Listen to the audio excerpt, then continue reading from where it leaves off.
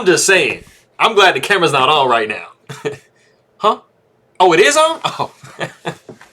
Welcome to chess, ladies and gentlemen. Malignant Young Park dotting inside my chest, ladies and gentlemen. Forgive me, I didn't know the camera was on. I wasn't ready to go yet. Just playing. I'm ready to go. I'm always ready. So, yes, I have the game, much anticipated, Fabiano Caruana versus Wesley So from round 4. It was a pretty decisive day across the board. It's a pretty roller coaster game. It's a real close one. So, you know, it's kind of like flirting with the line pretty much the whole time. But for all of my people from the Philippines, I will say mabuhay to you. Kamusta na aking makaibigan. Hello, Ulit. Appreciate you guys very much for stopping by. And anybody, yeah, I guess that's it. Because Fabiano Caruana is just like an American against American type of thing. So if you guys are ready to go, let's take a look and see what we have for this game. So we got C4, C5. So we do have the English opening, and it is the symmetrical variation. If you couldn't already tell, symmetrical. It stays symmetrical for a little while. Knight F3, Knight F6, Knight C3, Knight F6, Knight C6. So as you guys can see, I mean, we pretty much have the same stuff going on. Now, at some point, you know, the symmetry is going to be broken because white having the first move, they're going to be varying at some point. So we do have D4. Pawn takes D4. Knight takes D4. We got E6. We got G3. Queen comes to B6. And, you know, it's kind of like one of them little like poison pawn type situations. I mean, you don't really want to move the bishop. This move mostly tries to discourage you from doing that. So sometimes you see like a rook to B1, or, you know, like you got like a little trap going on with A3 type deals. But right now, you know, of course, we do have the knight double hit, so we got to do something about that. So the knight actually comes back to B3. It was also possible just to go E3. And of course, you know, if the knight takes, we got pawn take, and we got a really nice pawn center going on. But we do have knight to B3. We got knight over to E5. Now we have the C4 pawn being hit. So we have E4, most logical move in the position. As you can see, both of these bishops have the ability to come out, you know, this is getting some nice central control going on. So we have bishop to B4. We see queen to E2. We got D6, bishop to D2. You know, there was a threat a minute ago with bishop takes and then pawn takes, and your structure is a little bit damaged. But after D6, bishop to D2. You know, protects against that. So we have castles by black. Bishop comes to G2. We see bishop to D7. We got F4. Knight comes back to G6. You didn't particularly want to go knight G4 because you're going to be looking at E5. And unless I'm missing something, that's going to be knocking this knight away. And so, you know, you possibly could be hanging a knight over here on G4.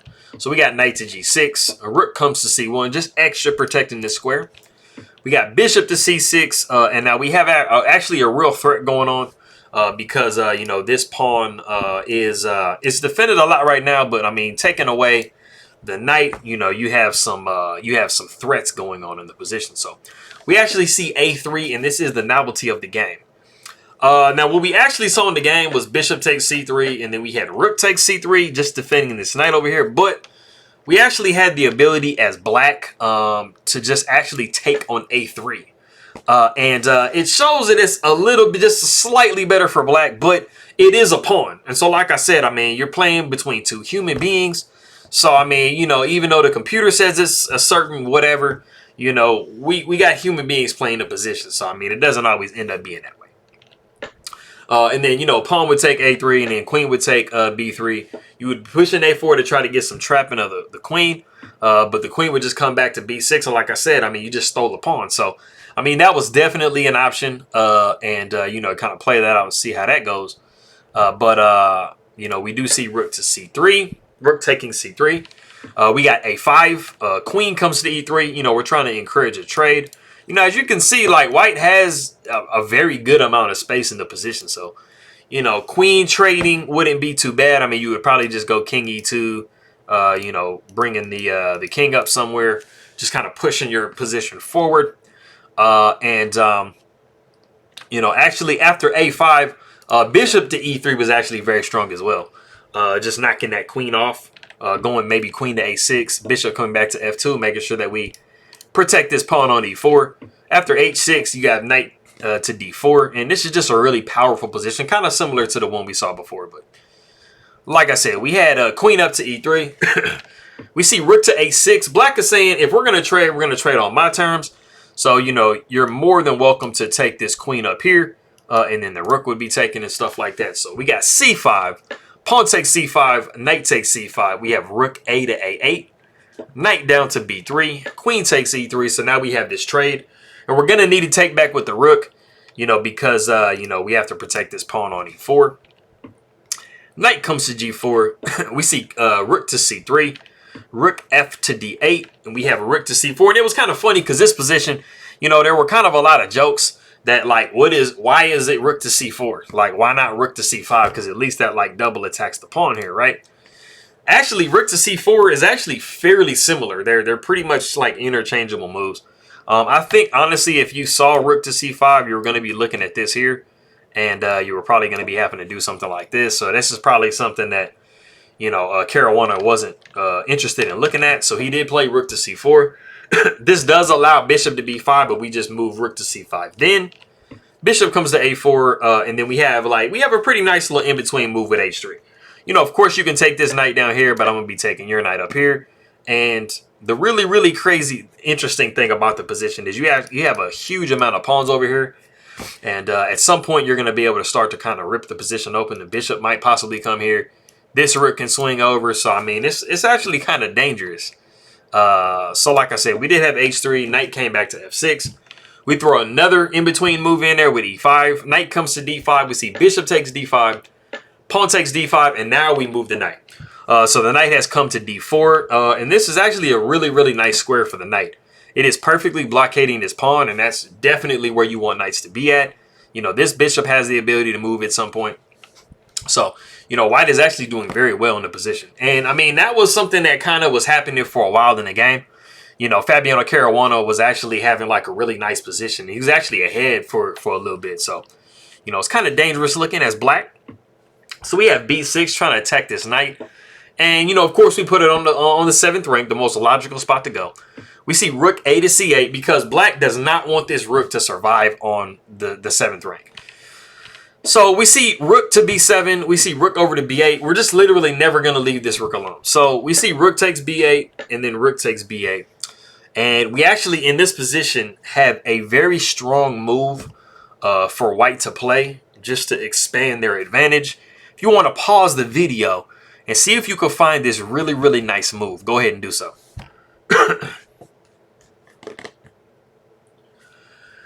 Okay, so what we actually saw in the game is king to f2. King to f2 is pretty nice, but, you know, something you want to be thinking here is like trying to push yourself forward and, you know, trying to, you know, get black's pieces kind of off balance and just gain more space.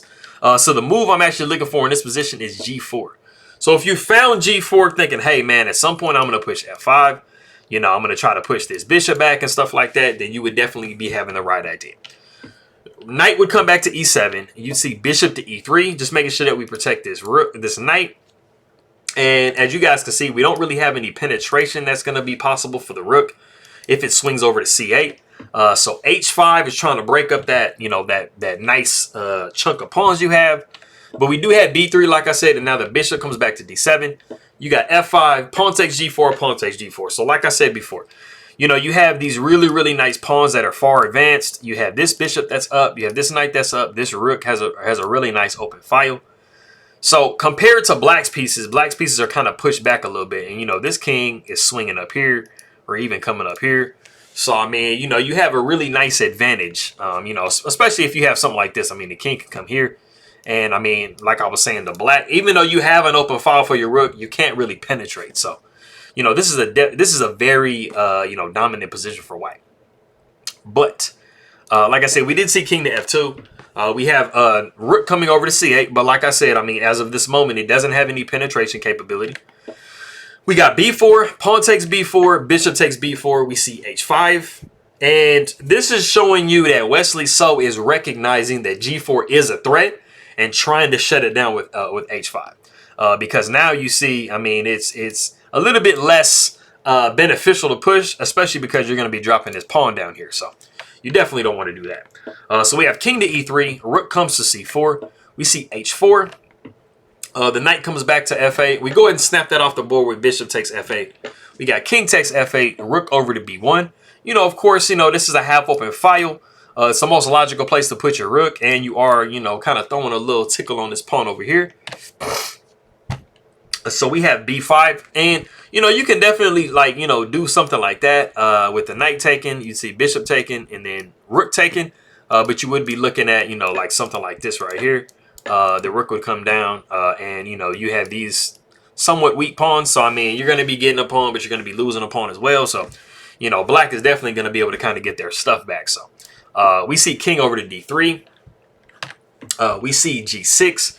As you can see, black is just constantly trying to prevent, you know, white from pushing forward and expanding their space. So we got f5, pawn takes f5, rook comes to f1. We got b4, just basically just simplifying everything on that queen side. You see pawn taking b4, rook taking b4. You got rook taking f5, bishop down to d1, and this move comes perfectly in time because, you know, this pawn was being attacked. So the rook comes to f6. We see bishop to g4. We have king to e3. Rook comes down to b1. We see knight to f5. And we see rook up to b3 with check. King comes to d4. We see bishop takes f5. Rook takes f5. Rook takes g3. Rook takes h5. We got king down to g7. We see king taking d7. So, I mean, white is actually looking pretty good. I mean, they have an extra pawn. You know, black only has one pawn.